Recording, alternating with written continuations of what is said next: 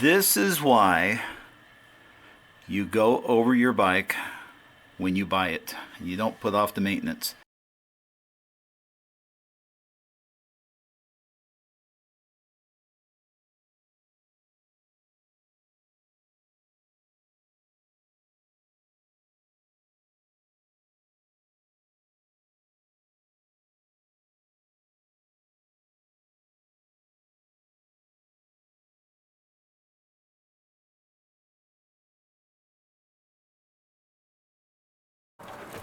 Hey guys, you got the Killing me.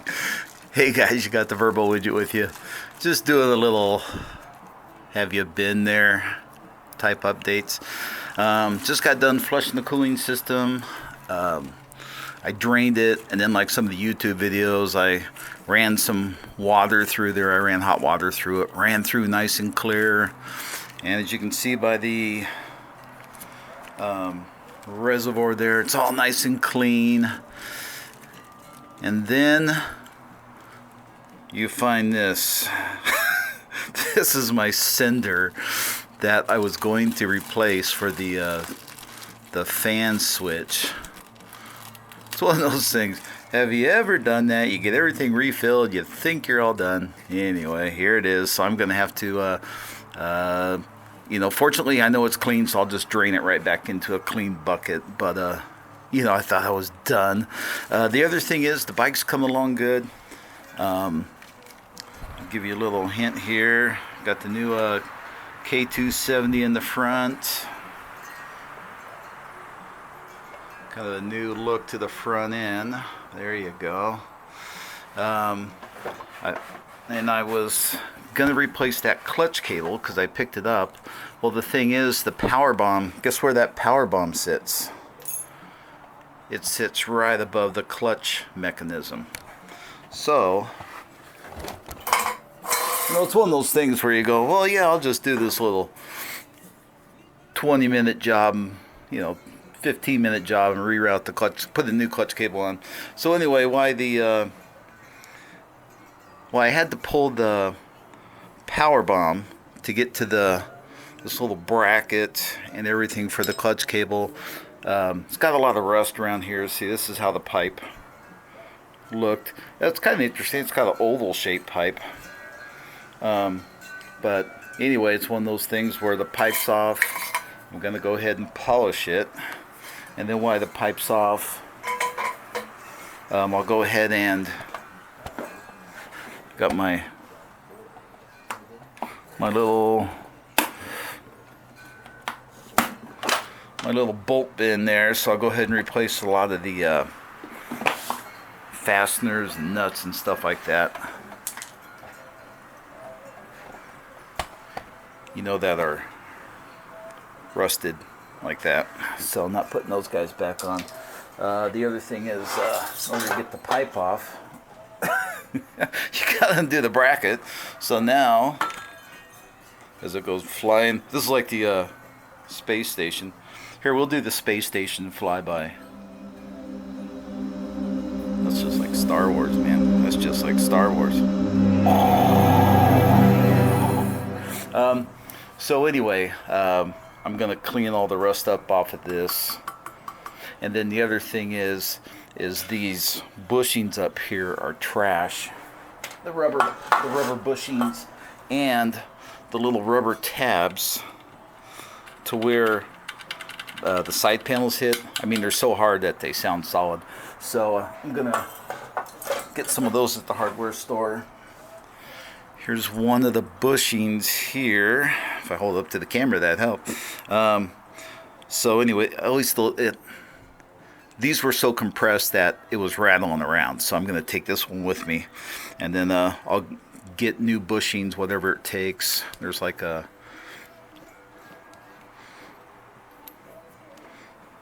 There it is. There's like a sleeve right here this fits into. But like I said, it was so compressed that... the pipe rattled around. The other thing is there was a little bit of gap in between. There was a little bit of movement in between the mating surface. I keep thinking the camera's down there, right here. So when I'm going to get all this cleaned up, I'm going to pick up, I don't know, 220, 180 grit sandpaper, then go to 300 on this thing. Even the clamp is just solid rust, but I want to clean this part really good and the section where this goes into, and then I'm going to use high temp silicone seal, and then it will have a nice tight fit around there. It'll fit tight up on the frame. And then where the gasket is here, I put the gasket out of harm's way so I don't step on it and break it. And but there's a gasket that goes around here, and I'm going to put high temp silicone seal around here and then slide it up in there. And then all right, so here's the carburetor. I rebuilt this last night. I picked up a carburetor kit. I replaced the rubber O-ring that goes around the bowl. It wasn't leaking, but it was old. I put a new needle valve in, and I used new screws that came with the carburetor rebuild kit. It was a moose kit. The other thing I did is I put this mixture screw right here where the toothbrush is. The idle airspeed mixture, I put it back at 2.5 turns. I put in the 42 pilot and pulled out the stock 40. I also put in the 152 main and pulled out the 148 stock main. Has a mind of its own. And then I also, let's see, then I used their shim. It was just a little bit thicker than the shim that was already in the bike. Anyway, so the carburetor's all done. There we go.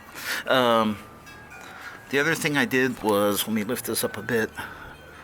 If you see this is just a fan mount bolt. I was going through some electrical stuff last night to fix some wiring, and I just pulled a piece of this green wire, cut it, maybe about 8 inches, 9 inches, put a clamp on it. Let me put this camera down, and I just kind of draped it over here so it's just hanging, and then I put a male end on the end of this, and that way if I'm out and my fan switch goes out again, I'm just going to take it off, and I'm in, like, for the road it's okay, but see, I'm in like a rock wash, a sand wash, some mud. Now the fan's turning, and now it stopped. So I would recommend that. You know, I'm new to the KLR world, but I would recommend that because, you know, who knows, you may have to drive home in traffic, or like I said, you may need to get out to the highway via a wash or mud or some slow technical stuff, and it's just a piece of wire in the 2 different clamps. So, and it doesn't really need to be shrouded or anything because it's just a grounding wire, so really the more metal it touches, I mean, you could solder it, make it look pretty, but I just threw it together last night. So anyway, that's where I sit on this guy. Yesterday I did this, I did the DooHickey. DooHickey itself was still in great shape. You know, it looks like, you know, the weld was actually really nice and stuff. It was still sitting there. But the reason it wasn't adjusting... How's it going, guys? Got the verbal widget with you here. I'm working on the old KLR650, doing the DooHickey kit. Doing this thing. I just pulled the motor apart, and this is why you don't just take these things out for a run if you're not sure of the condition. Inside here is the DooHickey spring. I have this is what it used to look like. so had I like just taken a 400 or 500 mile trip on this, who knows, because I was getting the vibration with no spring tension. The counterbalance chain was free to vibrate, so This is the worst one I've seen.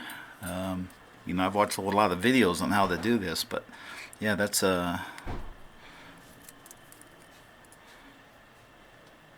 worst one I've seen. So, and I'm going to be putting the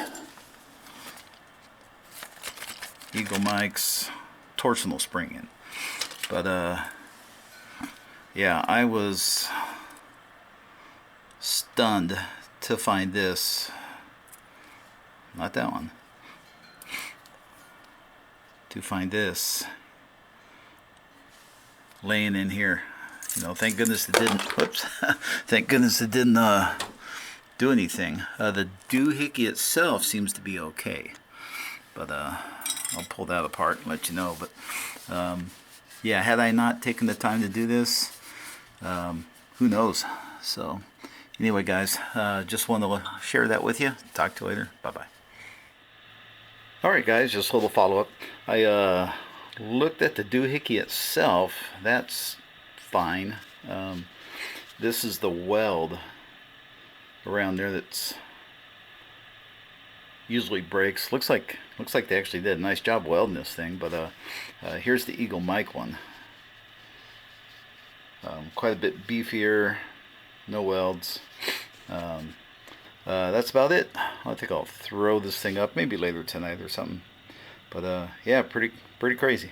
Talk to you later. Bye.